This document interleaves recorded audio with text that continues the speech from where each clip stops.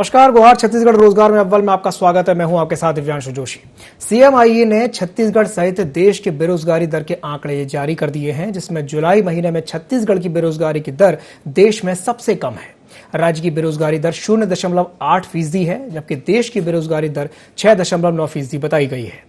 तो वहीं बेरोजगारी दर के आंकड़ों को लेकर के अब सियासत भी शुरू हो गई है। जहां कांग्रेस आंकड़ों के आधार पर वाहवाही लूटने की कोशिश कर रही है, तो वहीं भाजपा सरकार को रोजगार देने में विफल बता रही है। तो सीएमआईई यानी कि centre for monitoring Indian economy के जो आंकड़े आए हैं, उनके अनुसार जुलाई महीने में छत्तीसगढ़ की जो बेरोजगारी दर है वो देश में सबसे कम है। राज्य की बेरोजगारी दर 0.8% है, जबकि देश की अगर बात की जाए तो देश की बेरोजगारी दर 6.9% बताई गई है। अब बेरोजगारी दर के आंकड़ों को लेकर के सियासत भी शुरू हो गई है। कांग्रेस आंकड़ों के आधार पर वाहवाही लूटने की कोशिश कर रही है, तो वहीं बीजेपी सरकार को रोजगार देने में विफल बता रही है। आइए आपको सुनवाते हैं बेरोजगारी दर के आंकड़ों पर क्या कुछ कहना है सत्ता पक्ष का और विपक्ष का।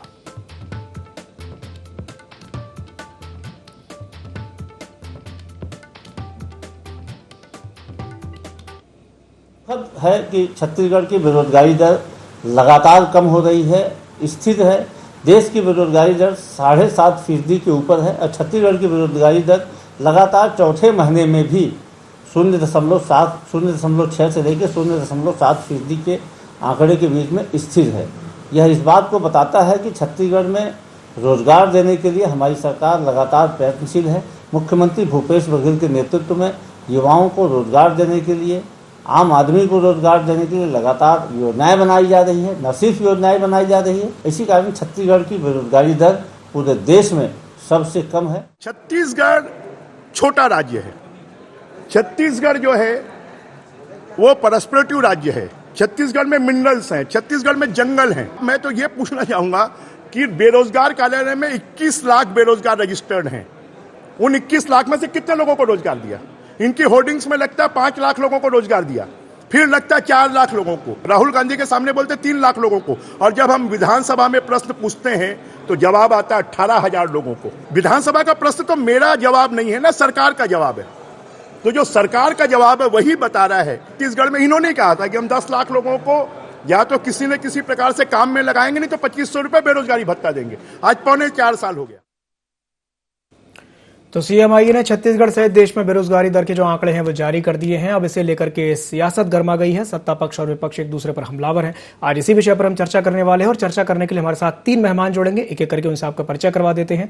हमारे साथ चर्चा में सुरेंद्र वर्मा जुड़ेंगे, जो कि कांग्रेस प्रवक्ता हैं। साथ ही साथ हमारे साथ मुकेश शर्मा जी जुड़ेंगे, जो कि बीजेपी प्रवक्ता हैं। और साथ ही साथ हमारे साथ जुड़ेंगे डॉक्टर अजय चंद्राकर, जो कि राजनीतिक विश्लेषक हैं। आप तीनों मेहमानों का बहुत बहुत स्वागत है ID24 में। सबसे पहले मैं शुरुआत करना चाहूंगा मुकेश शर्मा जी से। मुकेश जी, सीएमआईई के आंकड़े आ गए हैं और सीएमआईई के आंकड़ों के हिसाब से छत्तीसगढ़ में जुलाई महीने की जो बेरोजगारी दर है वो सबसे कम है, क्या कहेंगे इस पर? देखिए, आंकड़े बहुत विश्वसनीय लगते नहीं है, क्योंकि इन आंकड़ों के आधार पर अध्ययन और सरकार ने जो फिगर दिए हैं वो उस फिगर के हिसाब से, जैसे कि अभी माननीय बृजमोहन जी बता रहे थे कि कभी तो ये 5 लाख रोजगार दिए हैं बोलते हैं, कभी ये 4 लाख रोजगार बोलते हैं, कभी ये रोजगार की संख्या 3 लाख बताते हैं। और जो ऑथेंटिक है, जो इन्होंने विधानसभा में बताया है 18,000 बेरोजगार, उस हिसाब से यदि 18,000 रोजगार इन्होंने दिया है तो उस हिसाब से कितने प्रतिशत बेरोजगारी दर होता है उसको बताना चाहिए इनको। उस हिसाब से कितना, फिर 21 लाख बेरोजगार प्रदेश के अंदर में है, तो उनमें से कितनों को इन्होंने रोजगार दिया और कैसे रोजगार दिया है, किस रूप में सरकारी रूप से कितने को रोजगार दिया है, कितने लोगों को इन्होंने लोन उपलब्ध करवाया है अपने प्रदेश सरकार के स्तर पर, कितने लोगों को रोजगार से जोड़ा है। तो ये रोजगार के आंकड़े तो ठीक है, लेकिन ये इन्होंने जो अपने घोषणा पत्र में कहा था कि हम सारे बेरोजगारों को बेरोजगारी भत्ता देने वाले हैं, तो वो 2,500 रुपए बेरोजगारी भत्ता कहाँ, ये भी सरकार को बताना चाहिए अपने पीठ थपथपाने के बजाय। तो कहीं ना कहीं सरकार आंकड़े जो वास्तविक है वो नहीं दे रही है, और ये खाली ये आंकड़ों पे खेल रही है और अपना पीठ थपथपा रही है। ये बेरोजगारों के साथ न्याय नहीं है। जी, तो आप ये मानते हैं कि ये जो आंकड़े हैं ये विश्वसनीय नहीं है। चलिए मैं प्रतिक्रिया ले लेता हूं। हमारे साथ सुरेंद्र वर्मा जी भी जुड़े हुए हैं। सुरेंद्र जी, आपने मुकेश जी की बात सुनी, वो तो ये कह रहे हैं कि ये आंकड़े विश्वसनीय ही नहीं है। उन्होंने तो विश्वसनीयता पर ही सवाल उठा दिया है, क्या कहेंगे? जोशी जी, दिक्कत यहीं पर है। भारतीय जनता पार्टी के नेताओं को न तो संविधान पर भरोसा है, न कानून पर भरोसा है, न केंद्रीय एजेंसियों के द्वारा जारी किए जाने वाले आंकड़ों पर भरोसा। आपको याद होगा, ये पहली बार नहीं है, पिछले 5 महीनों से लगातार जो सीएमआई जो है केंद्रीय संस्था है, जो विगत 45 सालों से आंकड़े जारी करती है अर्थव्यवस्था को लेकर, बेरोजगारी को लेकर, ये जब ये भारतीय जनता पार्टी के फेवर में रहे तब वो उस आंकड़े को मानेंगे, और उनके खिलाफ यदि जाए तो वो नहीं मानेंगे। मूल बात जोशी जी नीति और नियत का है। देखिए, एक तरफ केंद्र सरकार के जो पद हैं, वहां 10 लाख जो सरकारी विभाग है केंद्र सरकार के, 10 लाख से ज्यादा पद रिक्त हैं। मैं विभागवार आपको बता दूं, रेलवे में 2,35,297 पद खाली है, रक्षा विभाग में 2,49,592 पद खाली है, डाक विभाग में 90,000 से अधिक, गृह में 1,28,842, राजस्व में 76,000, और इसी प्रकार से 10 लाख से अधिक पद एक तरफ केंद्र सरकार के विभागों में खाली है। लेकिन केंद्र सरकार कर क्या रही है? जी, देश के संसाधन, देश के विभागों का निजीकरण अपने चंद पूंजीपतियों के लाभ के लिए, और उस तरीके से युवाओं के जो सरकारी रोजगार का अधिकार है उसको खत्म कर रही है। वहीं दूसरी ओर छत्तीसगढ़ सरकार पहले दिन से ही, देखिए, ये पूछते हैं, ये विधानसभा में सवाल लगाते हैं अलग विषय पर, अलग एक पर्टिकुलर विभाग में रोजगार की बात करके, और अलग अलग तथ्यों को भ्रामक रूप से प्रस्तुत करके इस प्रकार से झूठ फैलाना, ये आरएसएस की ट्रेनिंग का नतीजा है। मैं विभागवार आपके समक्ष डाटा प्रस्तुत करना चाहता हूं जोशी जी, समय दीजिएगा। जी जी, बिल्कुल। 40,035 पद नए स्वीकृत किए गए हैं, जो नए तहसील बने हैं, नए जिले, उसमें 28,456 पद नियमित भर्ती हुई है, 13,814 पद संविदा में रखे गए हैं, 14,580 नियमित शिक्षक, इनके 15 साल के शासन में एक भी पद नियमित शिक्षकों के नहीं भरे थे। 14,580 के बाद में 10,000 विधानसभा में मुख्यमंत्री जी ने फिर से घोषणा की। इस प्रकार 25,000 से अधिक नियमित शिक्षक, 1465 जो है असिस्टेंट प्रोफेसर। ये बताए 15 साल में कितनी नियुक्तियां की? 3300 अनुकंपा नियुक्ति, जो सीलिंग था, जो बाध्यता थी 5% की, उसको भी खत्म करके भर्ती की गई। 400 इंजीनियर सिंचाई विभाग में, छोटे भूख, देखिए कृषि में 12,000 किसान पंजीकृत होते थे इनके समय में, आज 23 लाख से ज्यादा किसान छत्तीसगढ़ में पंजीकृत हैं, जो अपना धान समर्थन मूल्य में बेच रहे हैं। 9,000 रुपया प्रति एकड़ राजीव गांधी किसान योजना का लाभ मिल रहा है। कृषि के बाद दूसरी सबसे बड़ी अर्थव्यवस्था है जिसमें रोजगार जनरेट होता है, वो है रियल एस्टेट। जोशी जी, छोटे भूखंडों की रजिस्ट्री उन्होंने रोक के रखी थी, हमने वो शुरू की। गाइडलाइन रेट अनाप शनाप बढ़ाया गया था, 30% की कटौती, उसके पास 10% और बढ़ाकर जो 40% किया गया, उसमें रियल एस्टेट भी फिर से उठ खड़ा हुआ, रोजगार के अवसर मिले, वनोपज का संग्रहण 600 गुना बढ़ा। जो 6 वनोपज ये खरीदते थे, आज 65 वनोपज खरीदे जा रहे हैं। महुआ 17 रुपए में खरीदते थे, आज 34 रुपए में खरीदा जा रहा है। तेंदुपत्ता 2500 से 4,000।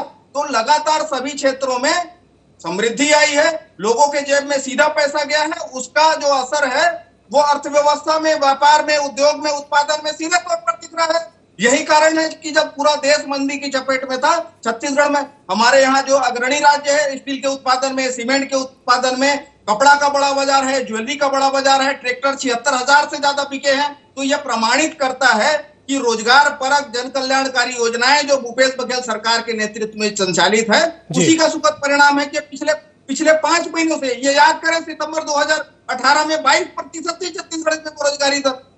तो इनके पाप ऐसे अनर्गल आरोप से धुलेंगे नहीं। छत्तीसगढ़ की जनता देख भी रही है और समझ भी रही है जोशी। बिल्कुल बिल्कुल सुरेंद्र जी, आपने बिल्कुल सही कहा कि जनता है, सब कुछ जानती है, पब्लिक सब कुछ देख रही है और समझ भी रही है। चर्चा में हमारे साथ डॉक्टर अजय चंद्राकर जी भी जुड़े हुए हैं, जो कि राजनीतिक विश्लेषक हैं। डॉक्टर चंद्राकर, मैं आपसे पूछना चाहूंगा, आपने सुरेंद्र जी की भी बात सुनी, आपने मुकेश जी की भी बात सुनी, और सुरेंद्र जी ने जिस तरीके से बताया है कि उन्होंने एक आंकड़ेवार जानकारी प्रस्तुत की है कि इतने सारे आंकड़े हैं जिसके चलते, और ये कहीं ना कहीं रिफ्लेक्ट भी हो रहा है, जो सीएमआई के जो आंकड़े आए हैं वो इसमें झलक रहा है कि हाँ, जो छत्तीसगढ़ में जो बेरोजगारी दर है वो सबसे कम है। आप इसे कैसे देखते हैं और इस पर क्या कहेंगे डॉक्टर चंद्राकर? तो जी, सुरेंद्र भाई जो आंकड़ा रखे जी, तो आंकड़ा बिल्कुल सही है। और आप जो बाइक चला रहे थे बृजमोहन जी का, जी, तो बृजमोहन जी का आशय था सरकारी नौकरी जी, लेकिन छत्तीसगढ़ सरकार अपने बजट में जो संभव है नौकरी देने का काम की है, प्रयास कर रही है जी। लेकिन इनके लिए सबसे बड़ा वरदान साबित हुआ है राजीव गांधी न्याय योजना। जी। क्योंकि छत्तीसगढ़ की जो ग्रामीण अर्थव्यवस्था है, अब राजीव गांधी न्याय योजना के कारण क्या हुआ क्या है, 96% लोग क्या है मतलब खेती गांव में होता है, बिल्कुल 95% पशुधन की बात है, वो गांव तरफ है। जी। जो पैसा मिला उसके कारण से production, construction, real estate, even गोदाम या फिर बिजली, पानी, गैस, सभी क्षेत्रों में वो पैसा लूप में घूमता गया। अब बात आती है कि अपने अपने तर्क हैं रोजगार के मसले के ऊपर, लेकिन रोजगार का जो मेथोडोलॉजी है दिव्यांशु जी, उसमें किसी व्यक्ति को सप्ताह में एक दिन अगर काम मिल गया तो उसे रोजगार प्राप्त व्यक्ति माना जाता है। जी। तो ये मेथोडोलॉजी है। अब इसके डीप में हम जाते हैं तो बीए किए हुए, बीकॉम किए हुए, बीएससी किए हुए, एमएससी किए हुए बच्चे हैं, उनके पास डिग्री है लेकिन स्किल नहीं है, जिसके कारण से अन्य प्रदेशों में ये बेरोजगारी की दर ज्यादा दिख रही है। जी। और छत्तीसगढ़ में ये जो राजीव गांधी न्याय योजना है, ये पैसा घूमा है और घूमने के कारण रियल एस्टेट से लेकर के प्रोडक्शन, कंस्ट्रक्शन, सभी क्षेत्रों में एक पैसा घूमा है। तो ये जो मेथोडोलॉजी सप्ताह में एक दिन का, लेकिन ये अपने अपने आंकड़े हैं, माई डाटा, युवा डाटा, ये डिबेट का विषय है, लेकिन जब में इसके डीप में जाते हैं तो कितने प्रतिशत महिलाओं को काम मिला, तो इस मामले में भी छत्तीसगढ़ में महिलाओं को जिस तरह से स्व सहायता समूह के अनुसार काम मिल रहा है, ये भी छत्तीसगढ़ के लिए प्लस बैठा। हमारे यहाँ मान लो हमारे देश में 140 करोड़ की आबादी है, 70% महिला मान ले, 50% महिला मानते हैं, तो 70 करोड़ की आबादी में सिर्फ 22% महिलाओं को काम है। तो यहाँ पर छत्तीसगढ़ में ये डाटा भी ज्यादा है जी। तो जिसके कारण से महिलाओं की भी भूमिका है, ये बच्चों की भूमिका है। बच्चों का मतलब चाइल्ड लेबर नहीं है जी। जो हमारे देश में 65% युवा लोग हैं जो लेबर फील्ड में उतर रहे हैं, छत्तीसगढ़ में भी उतर रहे हैं, तो उनको इन माध्यम से रोजगार मिल रहा है। और जहां तक सरकारी नौकरी की बात है और 10 लाख पोस्ट केंद्र का सुरेंद्र भाई जिक्र किए, तो ये बात सही है दिव्यांशु जी कि पूर्ववर्ती सरकार में भी 10-11 में एक पॉलिसी लाई गई कि पोस्ट को कुछ कम किया जाए, और आज स्थिति वो इतनी भयावह हो गई है कि 10 लाख पोस्ट खाली है केंद्र में। राज्यों की भी यही स्थिति है, लेकिन बजट के हिसाब से देखें, राजस्व के हिसाब से देखें, तो किसी भी सरकार के लिए सैंक्शन पोस्ट कोई भरना प्रैक्टिकल हो ही नहीं सकता। इसलिए स्वरोजगार की तरफ जा रहे हैं।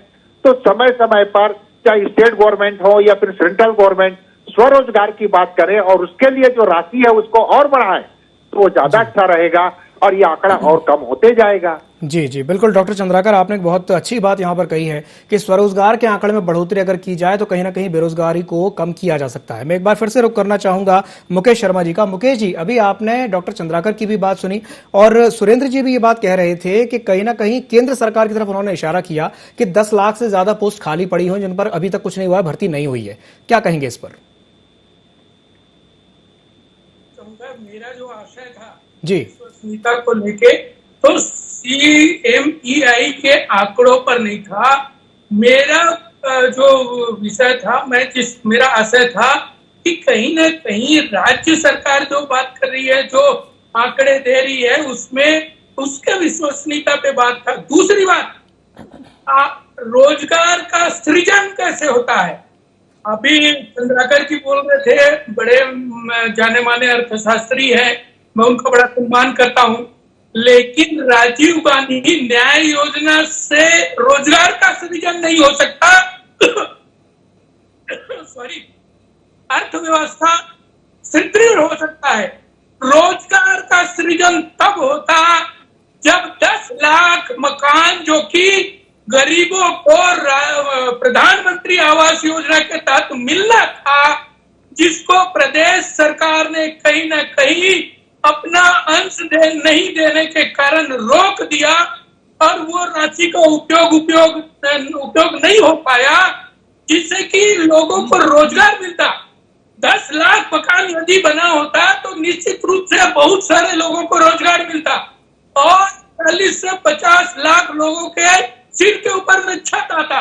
इससे वंचित किया, ये मैं नहीं कह रहा हूं, ये इनके वरिष्ठ मंत्री का स्टेटमेंट था। उन्होंने मंत्री पद छोड़ दिया उन्होंने देखा कि गरीबों के साथ अन्याय हो रहा है, ये अत्याचार हो रहा है, और मैं उस विभाग को संभाल रहा हूँ जिस विभाग में के माध्यम से मकान बनने चाहिए थे जी। आप मनरेगा का देखिए डाटा, कितने कार्य दिवस लोगों को दिए जाने थे और कितने मिले हैं, उसके आंकड़ों को लेके भी इनके वरिष्ठ मंत्री नाराज थे।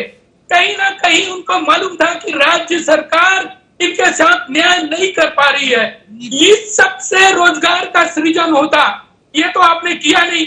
दूसरी तरफ मनरेगा के 14,000 कर्मचारी अभी भी हड़ताल में हैं, जिनके माध्यम से मनरेगा के काम होते थे, जिसके कारण प्रदेश सरकार ने बहुत सारे उनको पुरस्कार मिले, लेकिन वो आज भी परेशान है।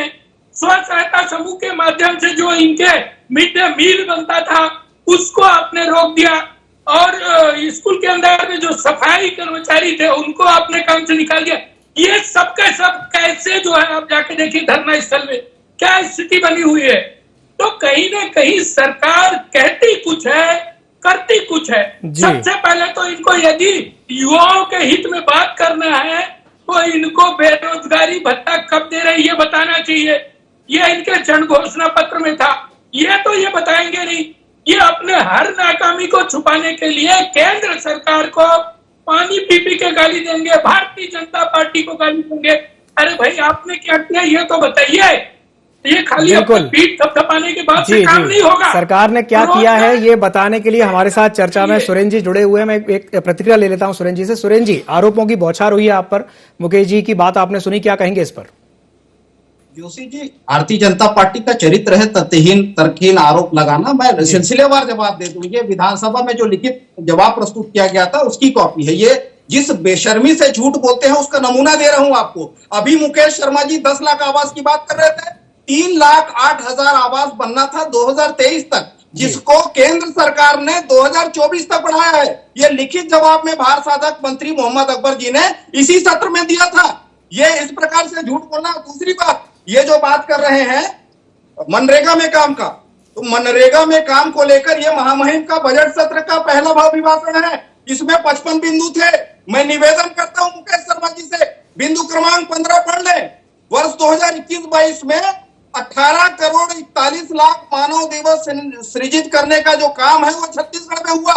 जो संशोधित लक्ष्य था उसको 100% प्राप्त करने का काम पूरे देश में यदि कहीं हुआ है तो वो छत्तीसगढ़ है। पूरे देश में यदि मनरेगा के सुरेंद्र जी है तो वो छत्तीसगढ़ में है। की बात पूरी कर दो। सीएससीबी के डाटा एंट्री ऑपरेटर। तीसरी बात, मुकेश जी सुरेंद्र जी को अपनी बात पूरी करने दीजिए। मुकेश जी सुरेंद्र जी को अपनी पूरी बात करने दीजिए, पूरी बात रखने दीजिए। जी सुरेंद्र जी बोलिए। तीसरा आरोप इनका जो हमारे घोषणा पत्र को लेकर कहते हैं, इनके घोषणा पत्र, इनके वादे जो है चुनाव के बाद जुमला घोषित कर दिया जाता है, लेकिन हमारा कमिटमेंट है, हमारा घोषणा पत्र बिंदु क्रमांक 4 पढ़ ले। घर घर रोजगार, हर हर रोजगार।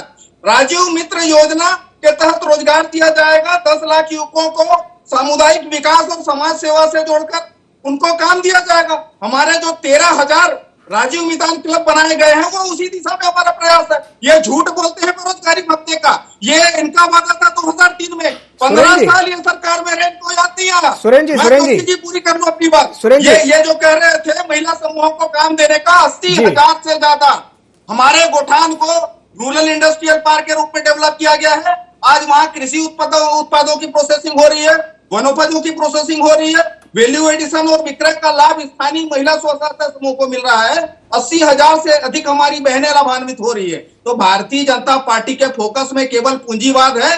देश के संसाधन चल पूंजीपतियों को बेचने का काम ये कर रहे हैं। एक सवाल मैं आपसे ये पूछना चाहूंगा। सुरेंद्र जी, एक सवाल मैं आपसे ये करना चाहूंगा। उन्होंने एक इशारा किया, एक सवाल उन्होंने ये भी पूछा कि बेरोजगारी भत्ते का क्या हुआ, जो 2,500 का आपने वादा किया था उसका क्या हुआ, क्या कहेंगे? मैंने वही कहा कि हमारा जो वादा है जोशी जी, हर घर रोजगार, घर घर योजना, जो सामुदायिक विकास और समाज सेवा गतिविधियों में भाग लेने के लिए युवाओं को 10 युवाओं का समूह बनाकर 25,000 रुपए प्रतिवर्ष दिया जा रहा है। 13,000 राजीव मितान क्लब बनाए गए हैं। वही तो है, ये पढ़ ले। ये घोषणा पत्र मेरे हाथ में है, मैं शब्दशः ये कह रहा हूँ। इसके अतिरिक्त यदि कुछ बात हो तो ये बताए। इनका वादा था बेरोजगारी भत्ता का, जो ठगते रहे युवाओं को 15 साल। हमने जो वादा किया युवाओं को राजीव मित्र योजना के तहत रोजगार दिए जाने का, जो राजीव मितान क्लब बने हैं, 10 युवाओं का समूह है, उनको 25,000 रुपया प्रतिवर्ष दिया जा रहा है। ये हमारा वादा था। ये झूठ फैलाना छोड़ दे वाजपेयी।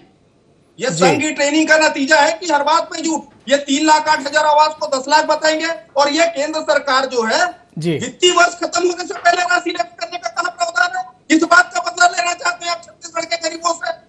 ये बताएं जी मुकेश जी। और मनरेगा के काम में तो नंबर 1 है छत्तीसगढ़। सुरेंद्र जी, मैं मुकेश जी से सवाल कर लेता हूं। मुकेश जी, सुरेंद्र जी का साफ साफ कहना यह है, वो ये कह रहे हैं कि आप भ्रम फैलाने का काम कर रहे हैं, क्या कहेंगे इस पर? यदि 10 लाख मकान यहाँ पे बनते जी तो कितने लाख लोगों को रोजगार मिलता? उससे वंचित आपने किया है लोगों को। उससे सुरेंद्र जी, उनको अपनी बात पूरी करने दीजिए। मैं आपको फिर से मौका दूंगा, उन्हें अपनी बात पूरी करने दीजिए। वंचित किया है कि नहीं किया, ये आप बताइए। इससे जो रोजगार मिलता, जो लोगों को आवास मिलता, इससे लोगों को आपने वंचित रखा है कि नहीं रखा है? ये कौन देगा जवाब? सुरेंद्र जी जवाब दीजिए। सुरेंद्र जी जवाब दीजिए। जोशी जी, पीएम आवास के लिए भी जो शोषित और प्रताड़ित जनता को मोदी सरकार बदला लेने के लिए प्रताड़ित कर रही है, उसके पीछे भी यदि कोई दोषी है तो मोदी सरकार है। वित्तीय वर्ष खत्म होने से पहले यदि वो राशि लेस की जाती, हमने तो कर्ज के माध्यम से 600 करोड़ कर्ज लेकर गरीबों का आवास बनाने की हमने व्यवस्था की। ये लक्ष्य जो है वो 2024 ये झूठ बोलते हैं बार बार की 10 लाख आवास। 3,08,000 आवास जो है वो 2023 तक का लक्ष्य था, तो 24 तक बढ़ा दिए गए। 74,000 आवास। दूसरी बात, जो इंदिरा आवास योजना में 60-40 का रेशियो था, जो 75-25 का रेशियो था, उसको 60-40 इन्होंने किया। तो ये एक तरफ से केंद्रांश कम करके राज्यांश बढ़ा रहे हैं, दूसरी तरफ जो वित्तीय वर्ष खत्म होने से पहले राशि लेस करने का जो कदम है वो गरीब विरोधी का कदम है। इनका पूंजीवादी चरित्र है। ये चंद पूंजीपतियों के 12,000 करोड़ का लोन राइट आप कर सकते हैं, लेकिन गरीबों को देने के लिए इनके पास पैसे नहीं है। आप ये 1.5 लाख करोड़ रुपया के टैक्स में राहत मुकेश जी, सुरेंद्र जी, मैं आप दोनों के पास वापस आऊंगा। हमारे साथ चर्चा में अजय चंद्राकर जी भी जुड़े हुए, मैं एक सवाल उनसे कर लेता हूं। अजय जी, अभी आपने सुरेंद्र जी की बात सुनी और उन्होंने एक बात कही कि बीजेपी कहीं ना कहीं भरमाने का प्रयास कर रही है, भ्रम पैदा करने का प्रयास कर रही है बेरोजगारी को लेकर के छत्तीसगढ़ में। आप उनकी इस बात से कितना इत्तेफाक रखते हैं, क्या कहेंगे इस पर?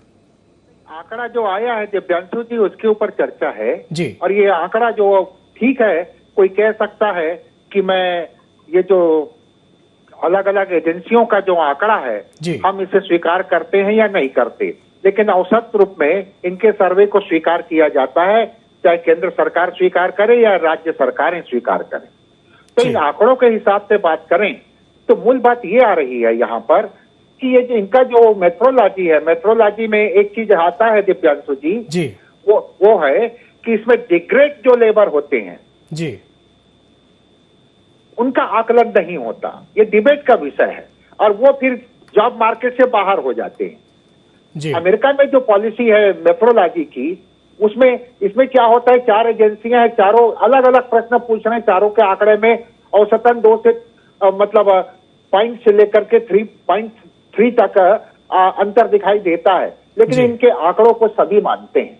अब मेरा आशय जो राजीव गांधी न्याय योजना में बोला था मुकेश भाई, गांव में रियल एस्टेट भी है, तो गांव के रियल एस्टेट में वो पैसा घूमा, वो भी एक प्रमुख कारण है। आज जो मुद्दा रख रहे पॉलिटिकल मुद्दा, वो बिल्कुल सही अपनी जगह, और सुरेंद्र भाई जवाब दे रहे हैं, वो भी अगर हो और अच्छे से दोनों में कॉम्बिनेशन के साथ इंप्लीमेंट होता तो शायद 0.8 है वो और कम हो जाता। लेकिन मूल बात यह है दिव्यांशु जी कि किसी भी सरकार के बस में नहीं है सरकारी नौकरी दे पाना, बिल्कुल स्वरोजगार ही इसका सारांश है। और मैं आपको बतलाऊं, अभी मंदी आई है अमेरिका में, हमारा जो आईटी सेक्टर है, आईटी सेक्टर के 17% बच्चे बाहर हो गए, ये कल की रिपोर्ट है। तो आईटी सेक्टर जब स्ट्रगल कर रहा है, अब बड़ी बड़ी कंपनियां वो कह रहे हैं अब हायर भी नहीं करेंगे, अभी उसके ऊपर बैन लगा दिए हैं और कुछ को कम तनख्वाह में रखना आरंभ कर दिए हैं। तो ये भयावह स्थिति है। बिल्कुल कौन से इस आंकड़ा को 0.8% है, तो छत्तीसगढ़ जैसे छोटे राज्य के लिए एक बेहतरीन रिजल्ट माना जाएगा।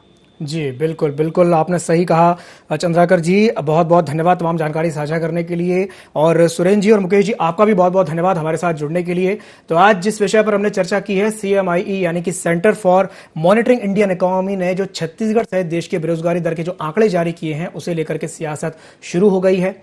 छत्तीसगढ़ में बेरोजगारी की जो दर है वो देश में सबसे कम है, मात्र 0.8% दर है, जबकि देश की जो बेरोजगारी दर है वो 6.9% बताई गई है। तो उसे लेकर के दोनों यानी कि बीजेपी और कांग्रेस एक दूसरे पर हमलावर हैं, सत्ता पक्ष और विपक्ष एक दूसरे पर आरोप प्रत्यारोप लगा रहे हैं। लेकिन इस बीच में एक बात यह भी निकल करके सामने आ रही है कि स्वरोजगार ही वो तरीका है जिससे बेरोजगारी को मात दी जा सकती है और बेरोजगारी को कम किया जा सकता है। तो गुहार छत्तीसगढ़ में फिलहाल के लिए इतना ही। मुझे दीजिए इजाजत और आप बने रहिए IND24 के साथ। नमस्कार।